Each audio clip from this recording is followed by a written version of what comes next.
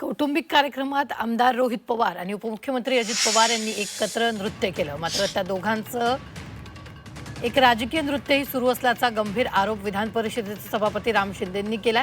तसंच त्यांच्या एकत्र राजकीय नृत्यामुळे 2024च्या निवडणुकीत आपली राजकीय शिकार झाली अशी व्यथाही राम शिंदेंनी बोलून दाखवली।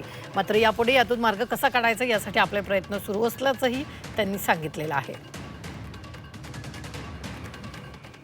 मला वाटतं की त्यांच्या एक कौटुंबिक लग्नामध्ये त्यांनी एकत्रितरित्या नृत्य केलेलं आहे आणि ते नृत्य निश्चित स्वरूपामध्ये त्यांच्या कुटुंबामधील लग्नामध्ये केलेलं आहे। परंतु राजकीय क्षेत्रामध्ये देखील ते विभक्त नृत्य करत नाही आहे, ते एकत्रितच नृत्य करतात।